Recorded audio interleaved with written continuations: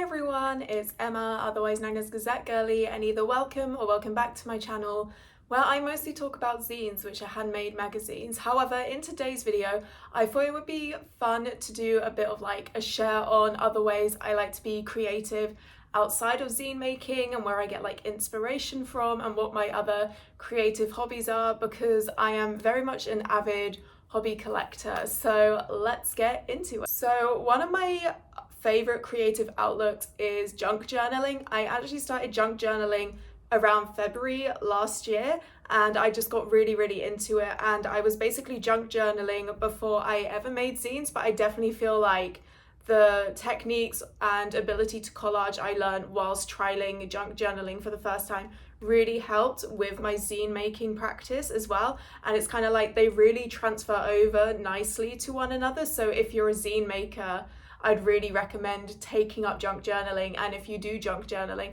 I'd really recommend starting to make zines as well and just like trialing out different sort of folds and techniques. And these are some like pages from my junk journals. So I actually got this really gorgeous, like quite small journal as a gift from one of my old colleagues at my old job, and it was really beautiful. And I decided I'm just gonna go right in and just start junk journaling. I had loads of videos recommended to me on TikTok and Instagram of people's junk journals, and I thought they were so beautiful. And some pages, like, they come out really well, and other pages they feel a bit less visually aesthetic, but they're still really fun to make. And again, it's even like with zines, sometimes I'll have a zine and it will like go better than I ever expected it to, and other times I'm not so keen on the outcome, but then I'm like, you know what, as long as I had fun in the process, I really have to remind myself that is what matters. So that is one of my all-time favorite creative hobbies. Another way I really enjoy to be creative, which is actually kind of new and something I'm picking up again this year after like years of not doing it, is actually drawing and painting. I grew up with this kind of mentality that either you can or you can't draw, and I kind of felt like I was never really able to draw that well. I could do a bit of like a cartoon style, but I always found it like really hard to do like a decent drawing, and I never did art at school or anything. But I got this really nice like small journal off Etsy earlier this year, and it's also kind of changed my entire journal ecosystem, because this kind of feels like the only journal I've been using at the moment. I am trying to use my other ones because I don't want to just have brought them and them to go to waste them, but this one is such like a nice portable size that it's not got lined pages, so I feel a bit more able to draw in it as well alongside writing. And yeah, I've just kind of got really into using watercolors, and very recently these are some quite bad, not amazing paintings I did with, I believe it's like gouache paints, gouache,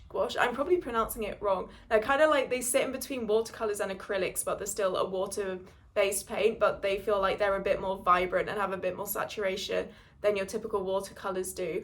And I've been utilizing this little journal as like a sketchbook at the moment. It kind of alternates between me doing like a diary entry, a load of sketching, and then writing some lyrics, and we'll get onto the lyrics in a bit. But it's been so fun to just kind of be able to reconnect with drawing and painting, especially as I always have that mentality that this isn't really for me because I'm not good at it. And again, I feel like it links in with the zine making ethos I have, where it's like, it's okay to do things even if they do not turn out well. So this has been really nice, and I also feel like I'm actually improving. Like, there's not been like a major improvement. Like, some days I'll draw and it just goes terribly, or it's like a really terrible sketch like these ones here, and other days it will go so well and I kind of would like be better than I expected it as well. But again, it feels like it really helps me get out of my head, and it feels very therapeutic. So I've been doing a lot of that over the last few weeks especially. Now, you heard me mention lyrics. Another way I really enjoy to be creative is actually through songwriting, though I cannot sing to save my life.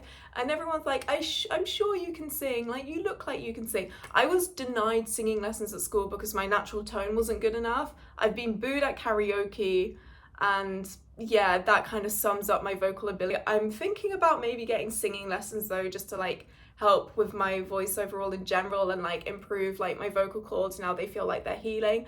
But I do love songwriting, and if you couldn't tell from my YouTube shorts, I recently got an omnichord, which is this absolutely gorgeous instrument here. She's very synthy, very ethereal, very fairy-like. I feel like this is me as an instrument, and I want to dress how the omnichord sounds, which, you know, a bit fairy-like, and this is probably one of the most expensive instruments I've got. I did break into my savings to get it, but I've been wanting one for almost like 5 years now. I kind of was like, ooh, this looks really cool, like forgot about it, and then I saw like loads of omnichord covers on TikTok and I was like, is this the universe telling me to get one?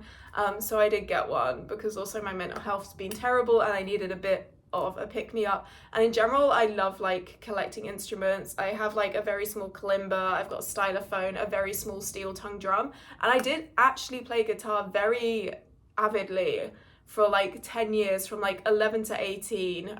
Around that kind of like amount of time, I was like really dedicated to playing guitar. I cannot read music, but I could read chords and tabs. I can still do like basic chord progressions, but if I'm looking at tabs, I'm like, what does this mean again?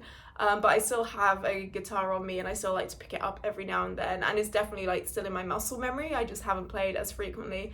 And even just like making random electronic beats in GarageBand, I really enjoy. I love music. I wanted to be a singer-songwriter when I was younger, but obviously I can't sing, so we had to change that plan. And in general, just like writing lyrics, I find it really fun and therapeutic. So all the music I make is mainly just for me, and that is purely just for the process. I've never been in a position where I felt like I really want to share the music I make, but I do love to make it, and it feels like very personal, and it's just very fun to like kind of, in GarageBand all I do is drag different loops together, and it's like a free software as well, so I find it very resourceful and quite fun to use as someone who doesn't really want to do this professionally, but very much on a hobbyist level. And I will say I am trying to get out of my comfort zone with sharing some music, so I will be on YouTube Shorts posting some omnichord bits whilst I trial to learn it, because I've had this maybe for like a week now and I've been really enjoying playing it. But I will say this is still primarily a zine making channel. It will just be on YouTube Shorts that I kind of post other bits here and there as well. Now, you may have also heard me talk about dance, which I have not done in the longest of time, but apparently I was asking my mum, like, what did I enjoy when I was little? And she was like, you love playing, but you also really love dancing.